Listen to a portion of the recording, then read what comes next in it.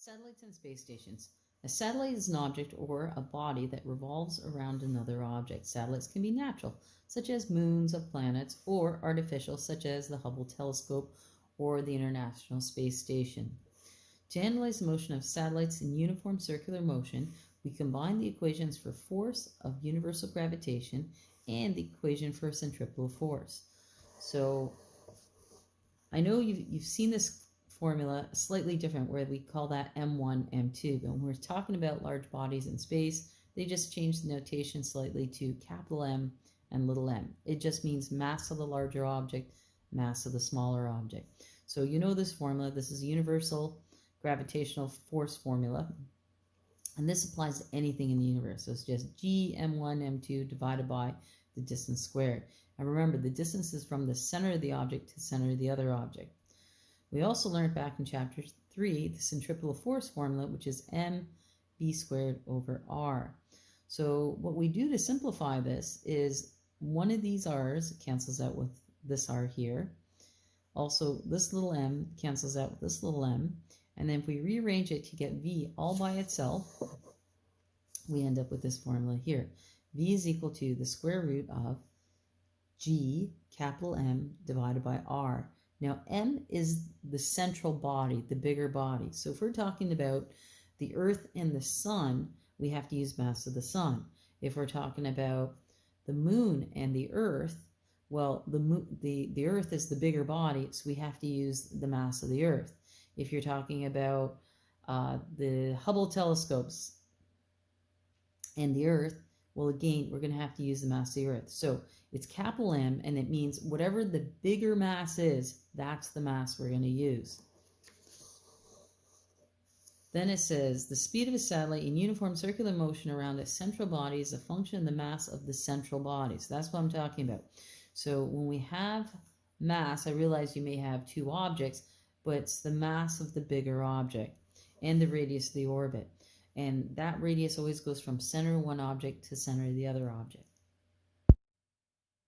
Now we're going to try an example. It says the Hubble Space Telescope follows a circular path at an average altitude of 598 kilometers above the Earth's surface. So altitude means it's above the surface of the Earth. We need to still add in the radius of the Earth. So if I were to kind of draw an Earth here, part of an Earth, and I know the radius of the Earth, and by the way, if you look up on page, there's a table on page 710. It has mass of all the planets, it has mass radiuses, the orbital periods, a lot of information. So for instance, where we're not given the mass of the Earth, you would look it up on this page. Same as if you weren't given the radius of the Earth, you would look it up on this page. So there's a table on page 710 that you need to look at. So when you do go to page 710, it will tell you the radius of the Earth is 6.38 times 10 to the 6. 6.38 times 10 to the 6 meters. Now our little satellite, and I have no idea how to draw a little satellite. I'll just draw something goofy. There's my satellite. Is 598 kilometers above the surface of the Earth. So when I'm trying to calculate my R, okay, my R is going to be from the center of the Earth to where that satellite is. So I got to add these two numbers together. So I'm going to go 6.38 times 10 to the 6 plus 598,000, because I have to go from kilometers into meters. And when I plug all that into my calculator, I get 6978000 meters. So there's my R. So remember that when you have, you're given an altitude above the surface, you must include the radius of the object, because it's always from the center of the object to center of the other object. All right. The other thing I need to know is the mass of the Earth. And I would again look on table on page 710. And I know mass of the Earth is 5.98 times 10 to the 24 kilograms.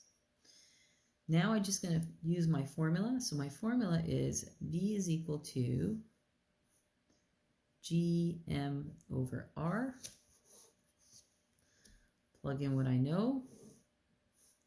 G is 6.67 times 10 negative 11. That's a constant. Mass of the Earth is 5.98 times 10 to the 24.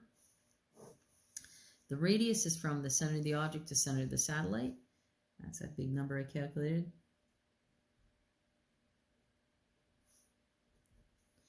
And when I put all that into my calculator, I end up with 7,560.45. So when I round to the proper number of significant digits, in this case there's 3, so it'll be 7.56 times 10 to the 123 meters per second. So that's the first part. So that's the speed. Now what I want to do is calculate the orbital period. Well, I know that v, which is speed I just calculated, is equal to d over t, because the speed part's constant, it's just the direction is changing. Well, this is a circle going around and around and around. So distance around a circle is the circumference of a circle, and that's just 2 pi r. T is the time to go around once. Another word for that is the period. So if I rearrange this formula for t, basically I bring the t up here, the v is going to come down here. I end up with t is equal to 2 pi r divided by v. So I'm just going to put in my given information. This is like b part, a part. So it'll be 2 pi. The r is that number I had calculated earlier. So 6,978,000 divided by the v, which I just calculated.